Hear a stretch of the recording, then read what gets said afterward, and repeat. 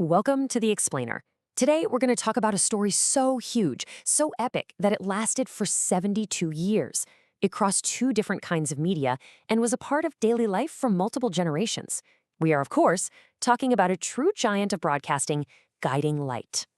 So let's just start with a number, and it's a big one, 18,262.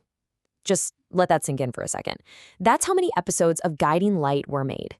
It is by far the longest-running American soap opera in history. It's just mind-boggling. And that number just begs the question, right? How on earth can a single story last for 72 years? Think about everything that changed in the world during that time. It's an incredible feat. And really, it's a masterclass in one thing: adaptation. To really understand how it pulled this off, we have to go way, way back. All the way to the very beginning, back when this whole thing was just a spark of an idea in the golden age of radio. So check out this timeline. It really puts the whole thing into perspective. It all kicks off way back in 1937 on NBC Radio, of all places. Then in '52, it makes the massive jump to television on CBS. By 1977, it's so popular it expands to a full hour. And it just keeps on going until its final episode in 2009. 72 years. That is just an insane run for any story. So what about that title, Guiding Light? Well, what's so cool is that it wasn't just some poetic metaphor. Nope. In the very beginning, it was a literal thing. It was a lamp in the study of the main character, a Reverend John Rutledge. When that lamp was on, it was a signal to the whole town that he was there to help. The whole idea actually came from the show's creator, Erna Phillips, who listened to radio sermons herself to get through a tough time. Kind of personal, right? Okay, so now we get to what was probably the single most important moment in the show's history, that massive leap from the airwaves to the television screen. This was a huge deal. So many radio shows tried to make that transition and completely failed. And this really shows you just how much everything had to change for it to work. I mean, look at this. On the radio, it was a 15-minute show about Reverend Rutledge and giving spiritual guidance. But for TV, totally different ballgame. The whole story pivoted to focus on a family, the Bowers, and all their relatable, everyday domestic drama. And that right there, that pivot, was the secret sauce. It was genius. Shifting from one man's sermons to the story of a German immigrant family trying to build a life in America, that was exactly what a post-war audience wanted to watch. The Bowers became the absolute heart of the show. They were the family you checked in with every single afternoon, year after year. All right, let's jump forward a bit to the 70s and 80s. Because this is when the show went from just being successful to being an absolute cultural phenomenon. It wasn't just surviving anymore, it was dominating. This was its undisputed golden age. And you can literally see its power growing just by looking at the runtime. It starts at just 15 minutes.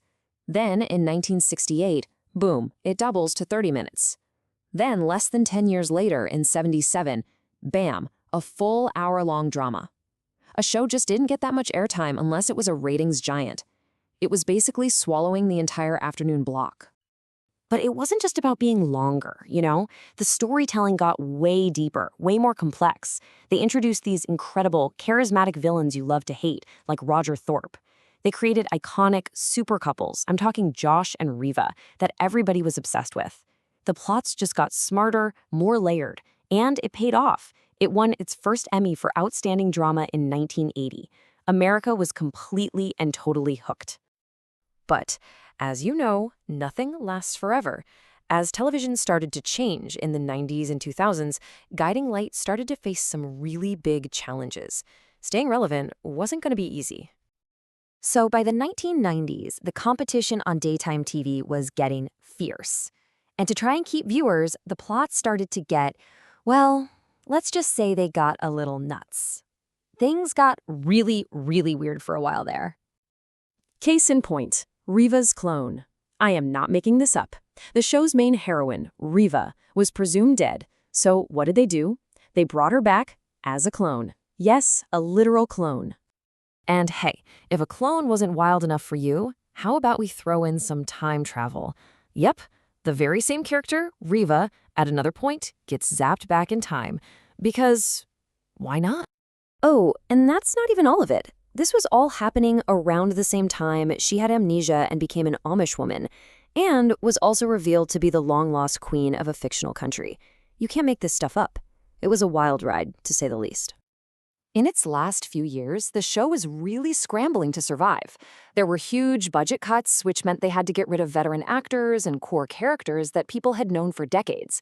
Then, in 2008, they did this crazy production overhaul, using shaky cams and shooting on location to make it look like reality TV. It was a bold move, but the longtime loyal fans, they absolutely hated it. And so, despite all these efforts to reinvent itself, the writing was on the wall. The end of this incredible, unparalleled era in broadcasting was pretty much inevitable.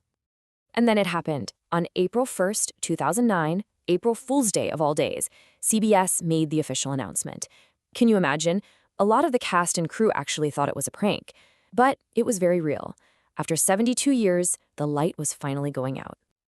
During the final episode, this was the tagline that appeared on screen. There is a destiny that makes us family. It's just so perfect. It brings everything full circle, from a show that started with one man's guidance to this sprawling saga all about the bonds of family. And the show didn't end with some big tragedy. It actually ended with a sense of hope. The very last scene shows the iconic couple, Josh and Riva, driving off into the sunset, heading toward a new adventure. It was a really fitting end to a 72-year journey. So it makes you wonder, right? What is lost when a story like this, one that was a part of people's daily lives for generations, finally ends? I mean, this was way more than just a TV show. For millions, it was a constant in a rapidly changing world. And its end leaves us with a really big question for today's media landscape. What, if anything, could ever take the place of a story that lasts a lifetime?